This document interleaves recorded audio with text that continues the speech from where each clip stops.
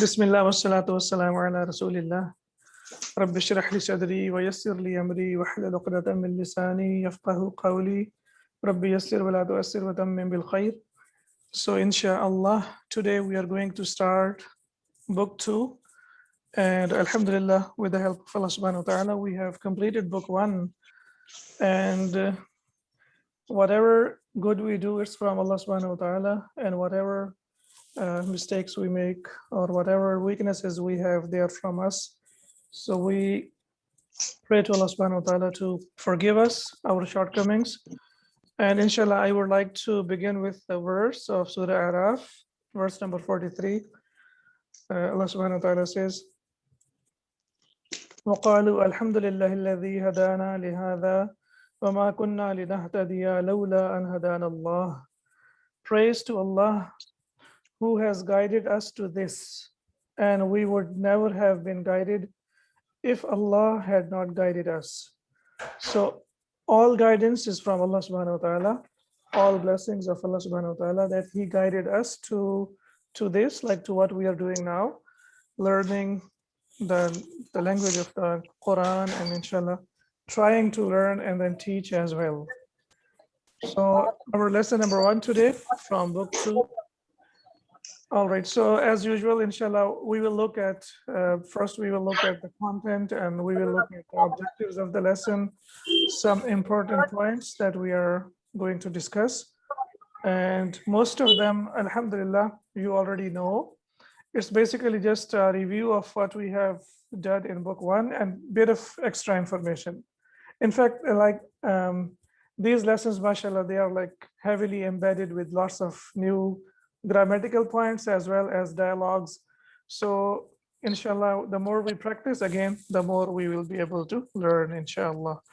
All right, so in this lesson, we learn the following. The first thing that we are going to learn is inna, and we read it a lot when we are reciting the Quran.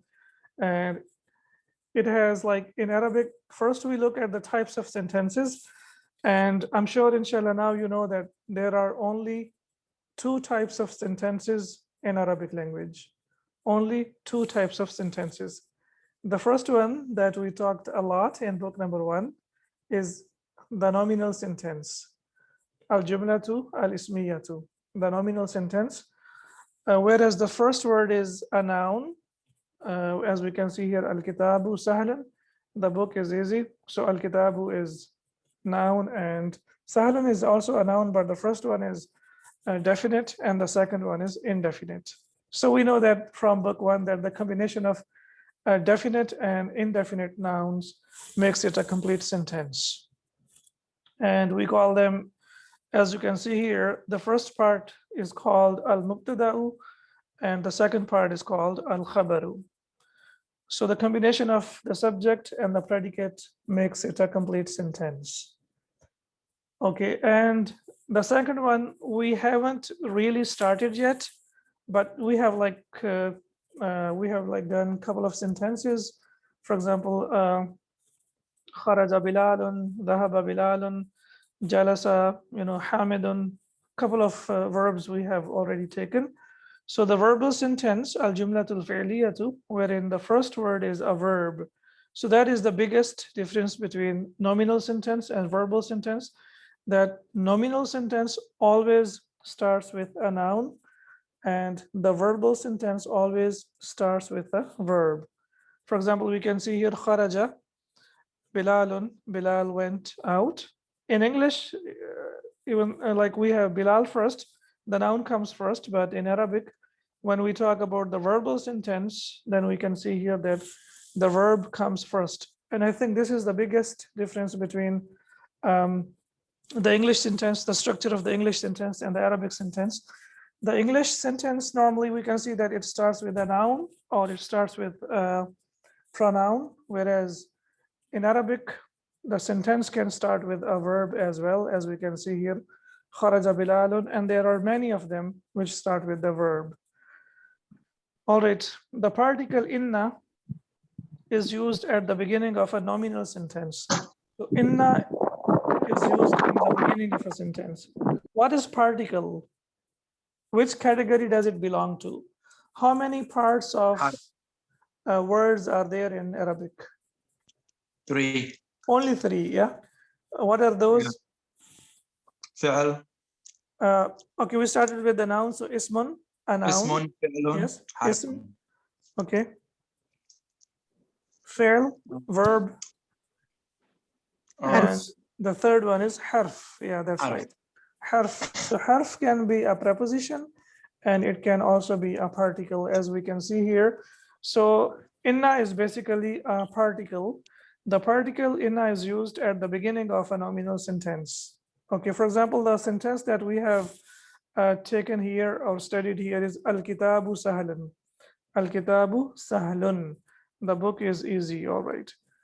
Now, when we use inna brings two changes to the sentence. What are those two changes? Number one, the change in the meaning. It is used for emphasis. It's used for stress. It's used for, like in Arabic, they say tawqid, to make it like stronger. And number two, the mubtada becomes mansub. The mubtada becomes mansub. So instead of dhamma, it changes into fatha. As you can see here, al-kitabu sahlun, al-kitabu has dhamma, but when we use inna, after that you can see that the noun, the dhamma of al-kitabu changed into fatha, and we know that fatha is, when noun has fatha, it is accusative case, or it is, we say mansub in Arabic. So, inna al-kitaba sahlun, note that the noun after inna is mansub, i.e., it's the accusative case. After the introduction of inna, the mubtada is no longer called mubtada. Now, what happened here?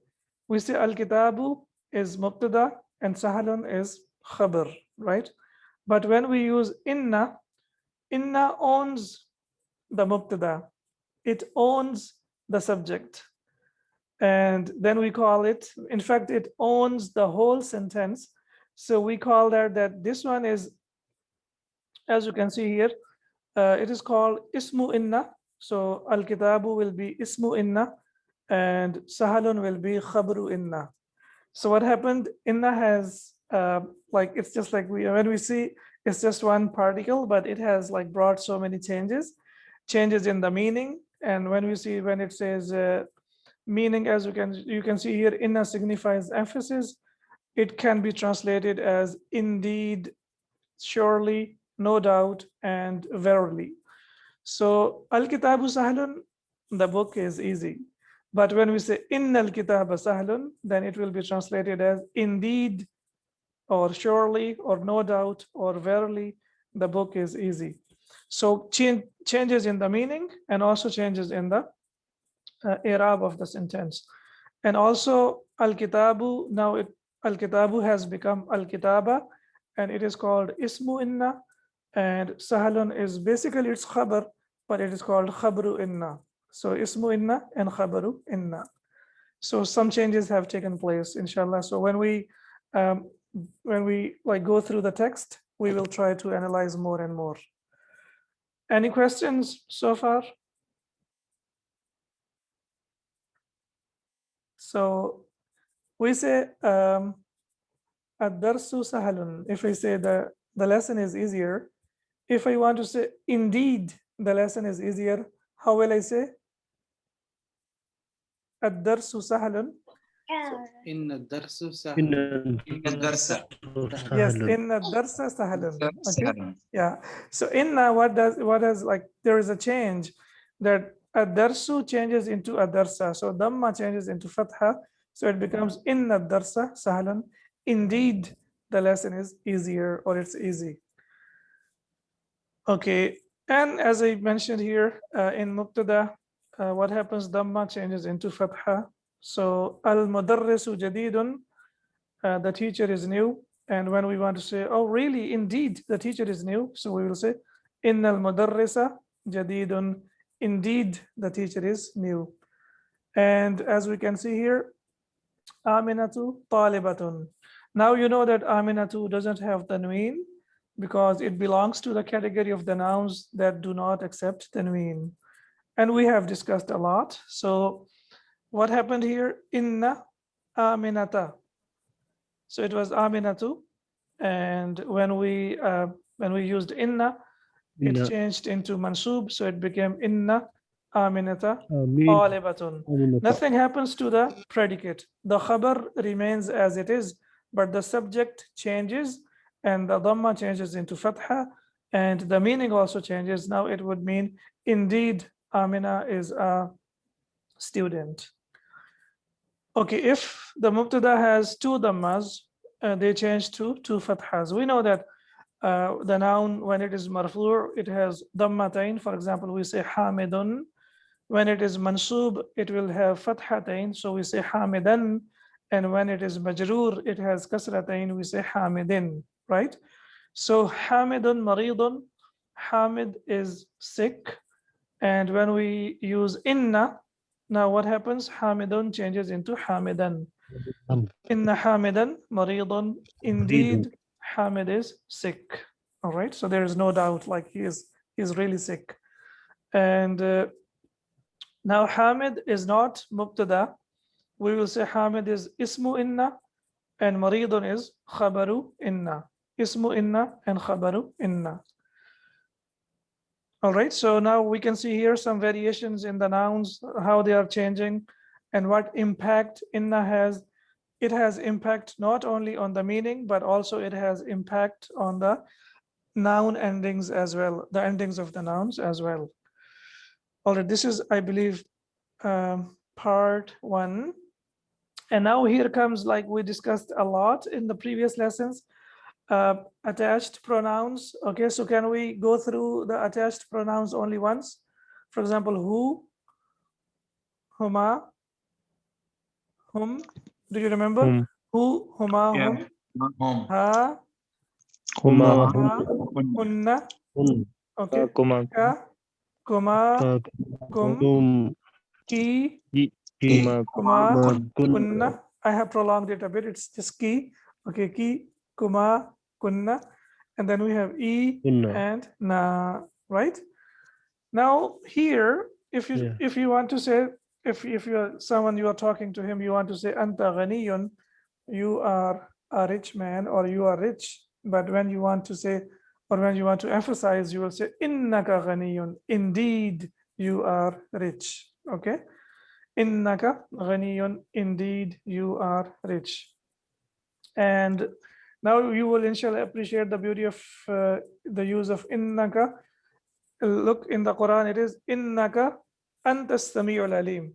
So innaka, anta, both of them have been used. Okay, innaka, indeed you, anta, you. So we cannot really translate it into English when we want to appreciate the beauty of the Quran. So now we will say innaka anta sami'ul alim. So look at the emphasis that we are like using, or it has been used in the Quran, and this is where our aqidah and tawheed comes in play. Like innaka anta samiyun, indeed you are the one who listens, and indeed you are the one who knows everything. All right, now here the rest of the attached pronouns will be the same. All of them will be attached to inna. So for example, we want to say indeed he, we will say innahu. And indeed, both of them, innahu, innahuma, innahum, indeed she, innaha, innahuma, innahunna, and innaka, indeed you, right? So you can see here innaka, innakuma, innakum, and then innaki, innakuma, innakunna, inni, and inna. But here there is a bit of change. Both of them are used in the Quran. Inni is also used and innani is also used. Similarly, inna is also used and innana is also used. I believe innani and innana, they are used in the Quran like more than 5 times or 6 times. So inni also means indeed I, and innani also means indeed I.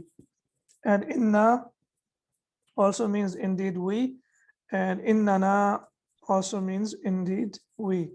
Basically, there is a tiny noon that is added, which is called al-noon al-wiqaya. So that noon basically comes into, here comes into action, and then either we can insert it or either it is not, it is okay to not to insert it. For example, you say inni talibun, indeed I am a student, and you can also say innani talibun, indeed I am a student.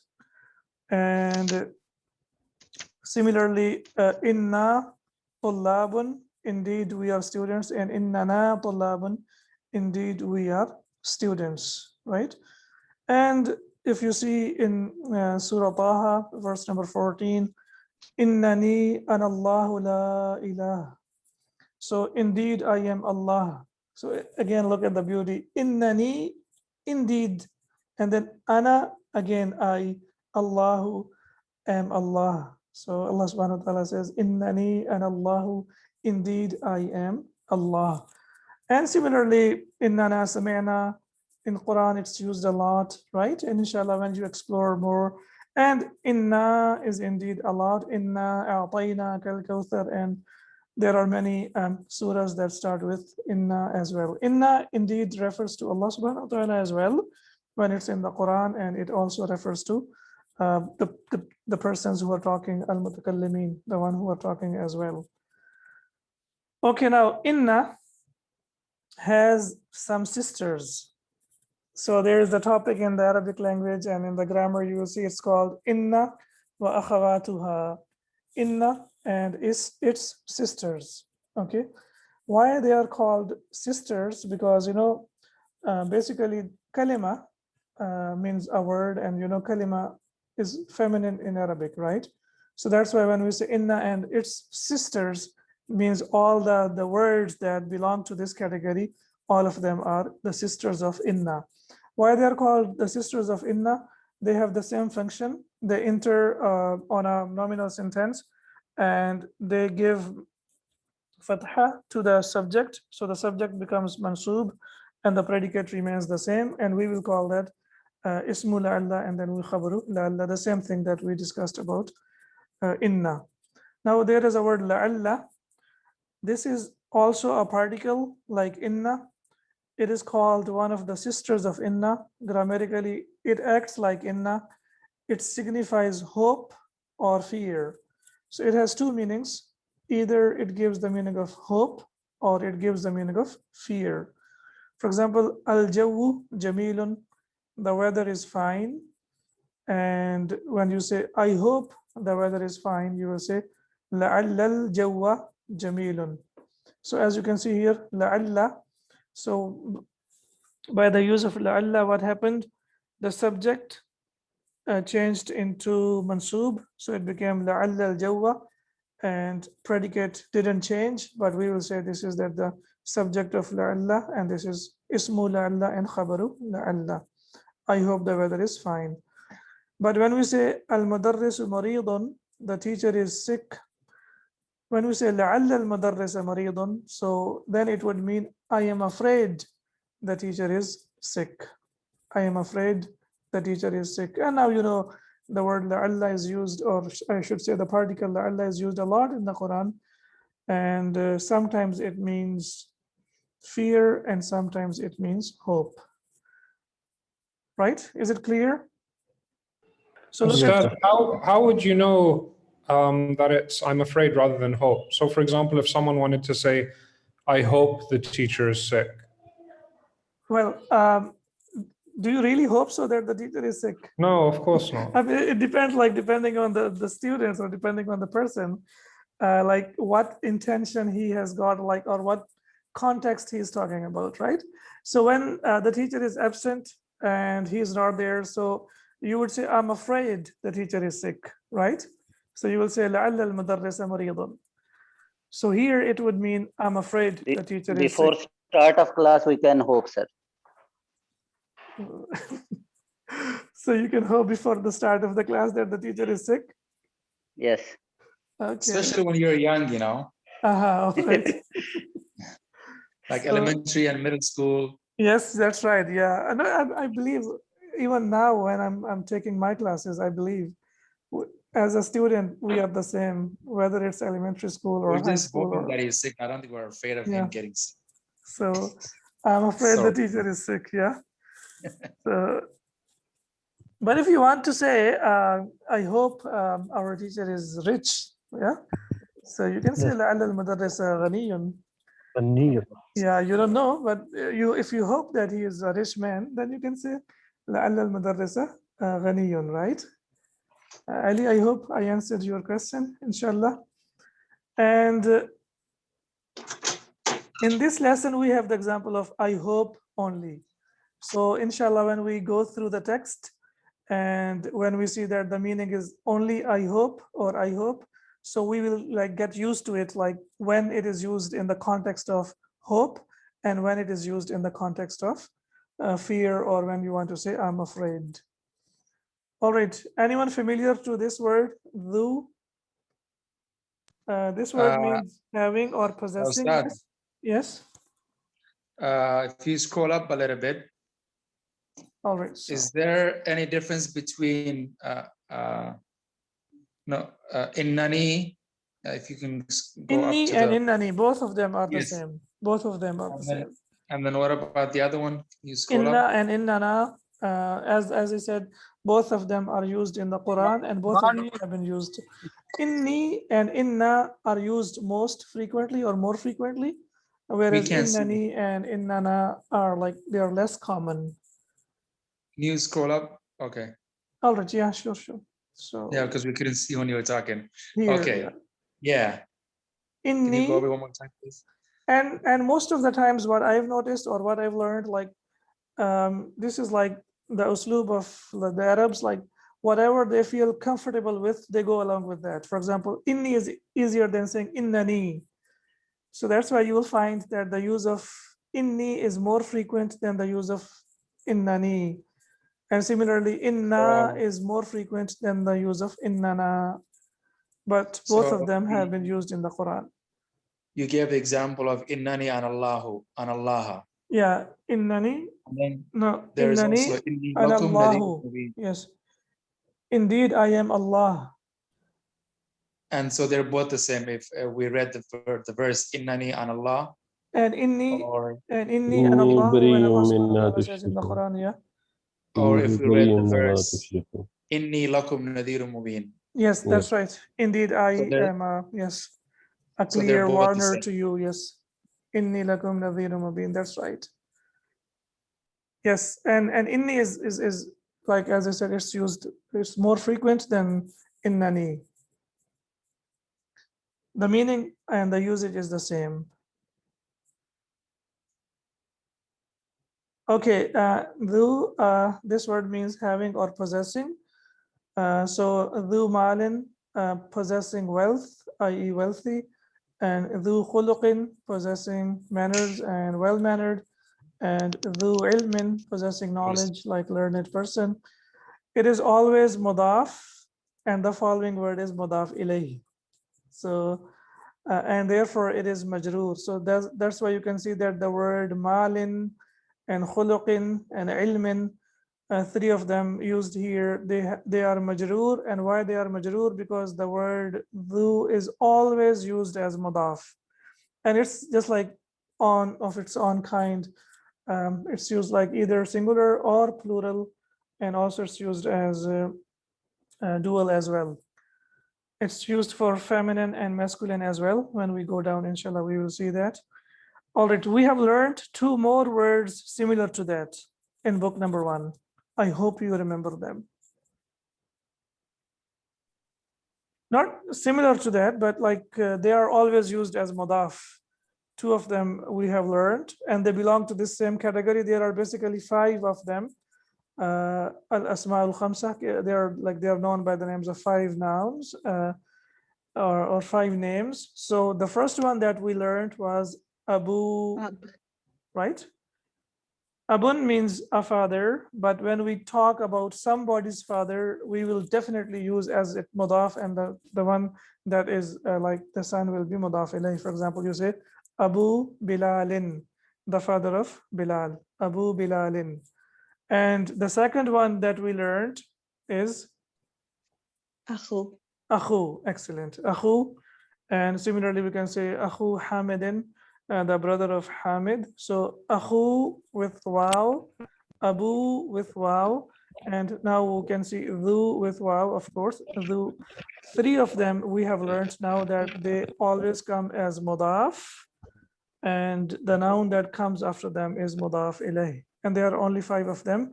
2 of them, inshallah, we will learn later. All right, so similarly, the feminine is also there, and the feminine of dhu is dhatu. Yes. For example, we say Bilalun. Okay, maybe I need to mute. All right. Okay, so Bilalun dhu ilmin. Bilal is a learned, and wa ukhtuhu dhatu khuluqin. Okay, and his sister is well mannered. So now you can see here, when we use for Bilal, we say dhu, and when we use for his sister, we say dhatu. Wa ukhtuhu dhatu khuluqin. The plural of dhu is dhawu, and that of that is dhawatu. And now we can look at the examples here. هذا الطالب ذو خلق. This student is well mannered. And هؤلاء الطلاب ذو خلق. These students are well mannered. So for the students, for the plural, we have the wu. There is an addition of waw, and we know that waw is preceded by dhamma. Waw, there is always dhamma before waw. When we talk about huruf al-madda, like we say ba, bu, and bi. So alif normally fatha comes before alif, dhamma comes before waw, and kasra comes before ya. And هذه الطالبة ذات خلق. This student is well mannered. And هؤلاء الطالبات ذوات خلق. Now you can see here that the plural is ذوات. These students are well mannered. As I said, this lesson has lots of new ideas, and I believe unless we go through. Quick question. Yes, Dr. please. Muhammad. Yes, yes. So the second example, هؤلاء طلاب ذوو خلق. Yes. Why is the dhamma on the first waw? The wu. Is that Can't you see that? Well, why is it there? Because the waw is preceded by dhamma.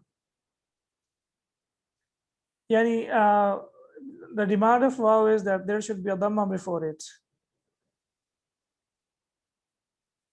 For example, if you want to read it, this is how it is written in Arabic language. For example, you want to read 2 waws together, then how will we read them? How will we write, or how will we read?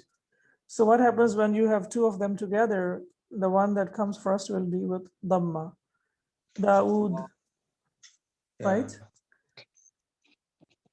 Got it. Yeah, so you can see here 2 of them are together. So the first one has dhamma on that. All right, have you ever heard or come across this particle,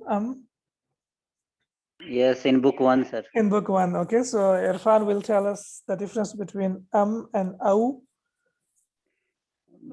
Meaning is the same, sir, but we use in the interrogative sentence. It is written there. Yes, interrogative when we are asking a question. So we use it means or, but only in interrogative sentence. For example, we say atabibun anta am muhandisun. Are you a doctor or an engineer? Yeah, and amin Fransa huwa am min Almania. Is he from France or Germany? So you can see here, whatever comes after a should come after So as you can see here, after a we have noun. So also after we have noun. Here after a we have min, and here after we have min. Okay, so as you can see here, whatever comes after a, and we have taken a before. It is used to ask questions. Hamzatul istifham. And min, as you can see here, is a preposition. So after a we have min, and similarly after we have min as well. And similarly, Bilalan Ra'ita am Hamidan. Did you see Bilal or Hamid? Now Bilalan here, it is mansub because of Ra'ita. Ra'ita is the verb, and then this is subject verb, and then Bilalan is the object of Ra'ita. That's why Bilalan is mansub. So Bilalan Ra'ita am Hamidan. Did you see Bilal or Hamid? So as you can see here again, after we have Bilalan, and here after we have Hamidan. So noun, and the noun is here we can say that the noun is marfu, and here the noun is marfu. Here the noun is majroor, but we cannot see it because Fransa is mabni. So we know this is majroor, but the ending will not change. And similarly, Almania is also the same. The ending will not change here. What if we have here Pakistan, and here we have Hind? Got it. Amin al Hindi. min al Hindi Amin huwa al-Hindi huwa am Huwa min min al Pakistan. Pakistana. Okay, if you say Minal, then you have to say Minal Pakistani. Man Pakistani. Yeah. And if you Yeah. want to say Min and without Al, Then then it will min be Pakistana. Pakistana. Yeah. Excellent. Amin al-Hindi huwa am min Pakistana. All right. And here, Bilalan Ra'ita am Hamidan. Did you see Bilal or Hamid? So here, as you can see, Bilal has Fathatain and Hamid has Fathatain. If I want to bring Hamid, if I want to bring Ahmad here. So what will be the case ending of, I want to Ahmada. bring Ahmad here and I Ahmada. want to bring Ibrahim here. Ahmada and Ibrahima. Ahmada. Okay, so Ahmada, Ra'aita, Ibrahima. Ibrahima. Right, and why Ahmad and Ibrahim do not accept Tanween?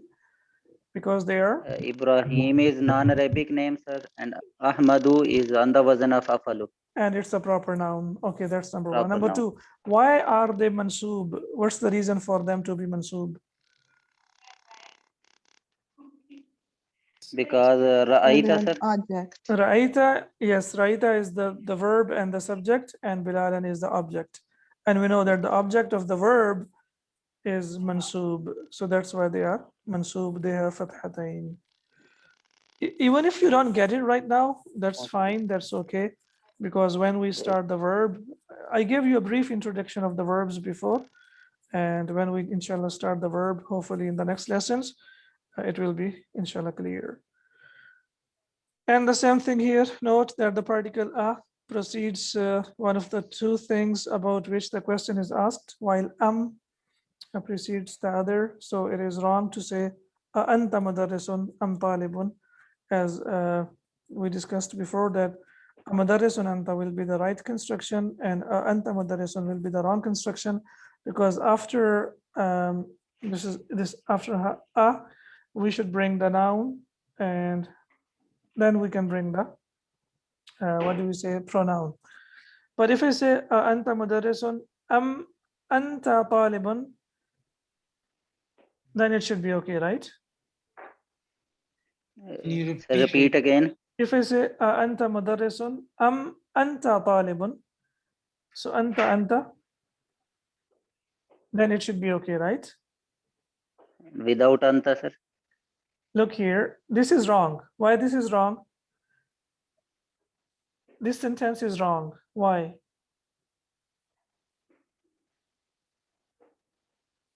Because Anta anta is the subject. mudarrisun. Anta is the subject. All right. No, as we look at the previous examples here, that after if we have a noun, that then after there should be a noun. Okay. Correct. After Yes. if there is a pronoun, then after there should be a pronoun. No. All right. Makes sense. So as you see here, So, anta it should mudarrisun. be So anta is a pronoun. Mudarrisun anta. Yes. Am talibun. That's fine. If either you talibun. say mudarrisun anta am talibun, or you can say anta mudarrisun am anta talibun. So whatever comes after should come after or must come after Otherwise the construction will be wrong. And here, adhabta ila makkata am juddata. Here is a mistake. Why it is wrong?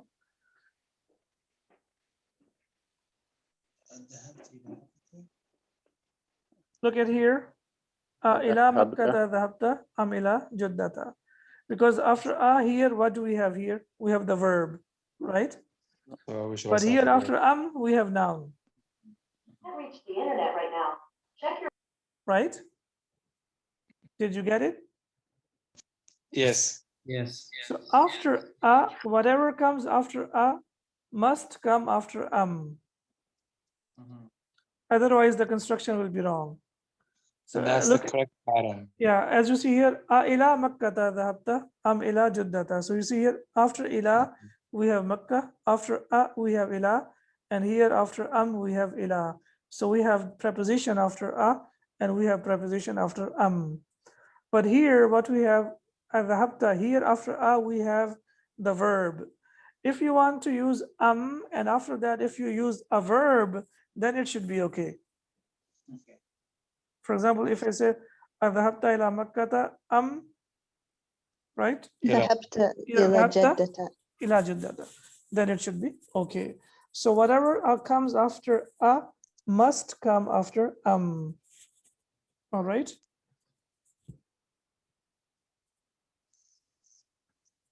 Okay. Okay. And in non-interrogative sentences, أو is used for and it means or as well. For example, خذ هذا أو ذاك. Take this or that.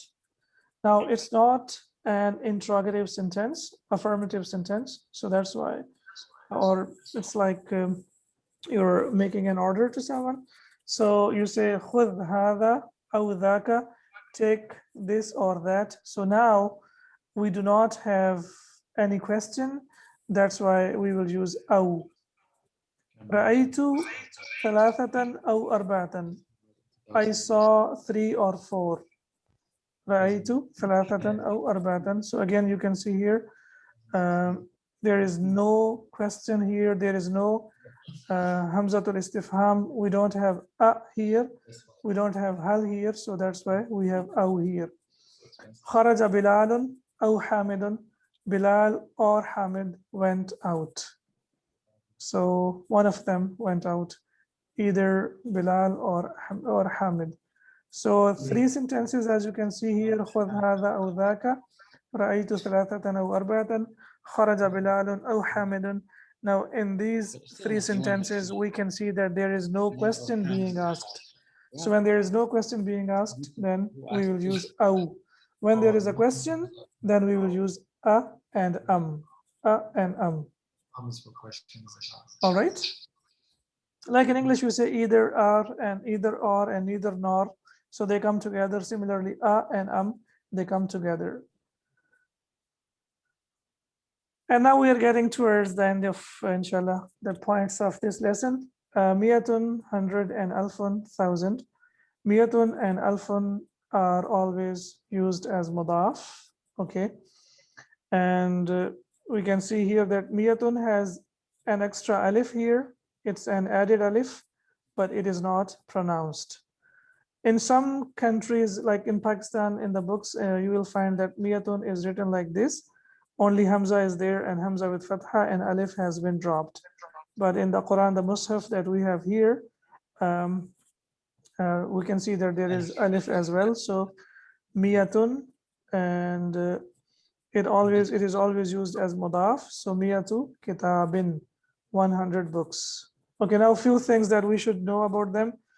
Miyatu and alfu, the mudaf, these are the numbers, and what we have after that, the ma'dud will be singular.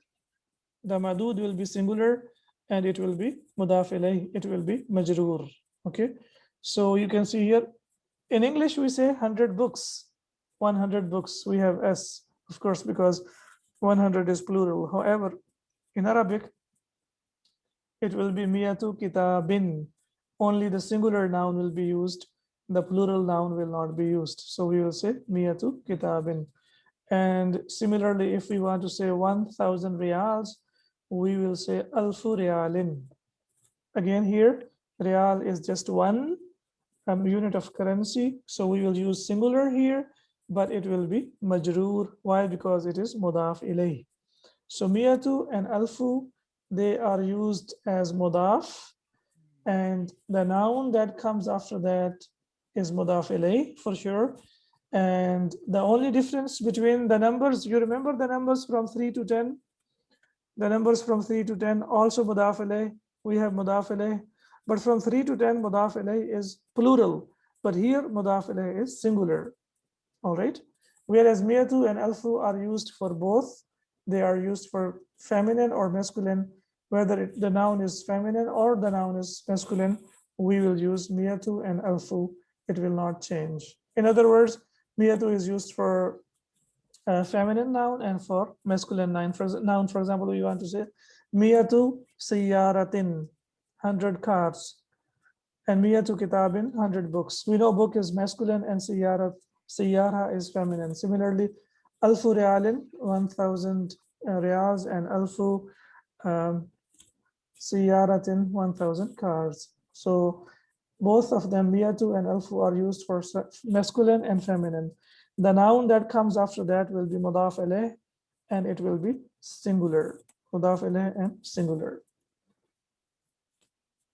And we know that mudaf can change depending on the usage in the sentence. Whether if it is marfu, it will be with dhamma. If it is mansub, it will be with fatha, and if it is majroor, it will be used with kasra. For example, here you can see هذا التلفاز بألف ريال. Here fa has kasra. Can you please tell me why? Because of Ba is harf jar. Yeah, because of the harf jar ba. So that's why the number, which is 1000, changed into kasra because of ba. So it became bi alfi riyalin. And here we can say that alfi is majroor because of the preposition bi.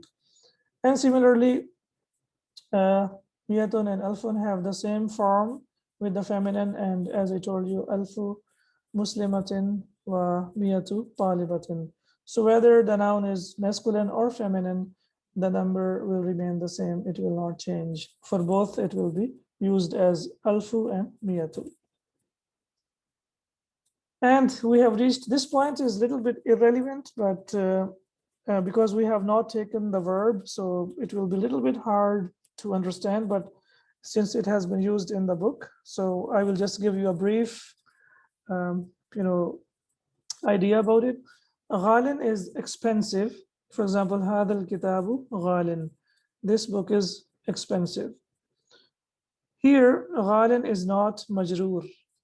This is a little bit like we know that a noun that has kasratain is majroor, but here, what is the construction of this sentence? Can you please tell me? What kind of sentence is this, and what is the construction of this sentence? هذا الكتاب غال. Nominal sentence. It is a nominal sentence. Which one is the subject and which one is predicate? Subject is هذا. Al-kitab is mudaf ilayhi. No. Mudaf ilayhi never takes al. Mudaf never takes al. هذا كتاب expensive كتاب قال is خبر. Al-kitabu is the predicate. Okay, now هذا الكتاب is one of the incomplete constructions. We have learned like around 4 or 5 incomplete constructions. For example, we have learned هذا الكتاب, this book, when you are pointing towards something. Similarly, we say kitabun jadidun, we have mawsuf and sifa, right? We say kitabu Bilalin, the book of Bilal, so that is mudaf ilayh. And then we say fil maktabi, we have jar majroor, and we say amam al masjidi, in front of the masjid. So we have learned like 5 incomplete constructions. If you remember the rule of thumb, I told you that the incomplete constructions, they will be either subject or predicate. we cannot break incomplete construction into subject and predicate. No, the complete incomplete construction, the complete incomplete yani compound construction, the complete compound construction will be either subject or predicate. So هذا الكتاب, this book is compound construction, incomplete sentence. So هذا الكتاب is subject and غال is predicate. We know that the predicate is marfu', but here it has kasratain. Here it has kasratain, but this is marfu'. This information is difficult to digest, but inshallah we will take it as it is. Ghalin is marfu', but the noun can be marfu' with kasratain. And this is the extreme of like, where we can say that this is the peak of learning Arabic, inshallah. And when we reach that level, then we will be able to understand most of the Arabic, inshallah. So, هذا الكتاب غال, this book is expensive. هذا الكتاب is the subject, غال is predicate, and both of them are marfu'. Both of them are marfu'. Basically, as you can see here, غال is not majroor, it is marfu'. It is basically ghaliyun. But what happens when there is kasra before ya, then it changes into tanween and it becomes kasratain. And inshallah, again, as I told you, when we reach this level of the verbs, and inshallah soon, then we will come to know like why it changed into ghalin.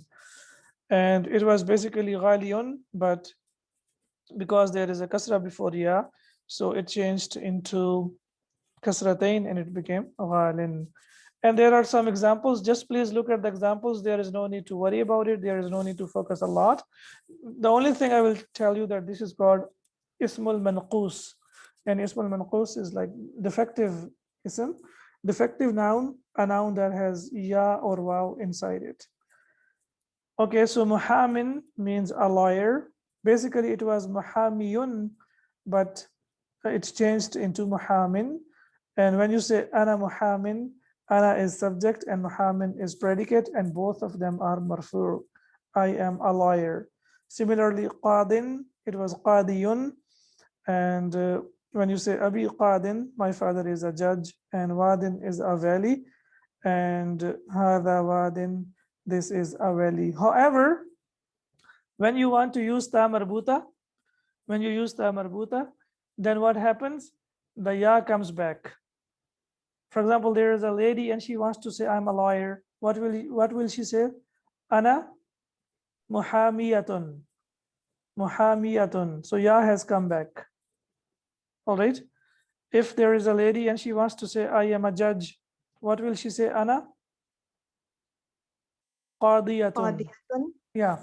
So the ya has come back. Okay.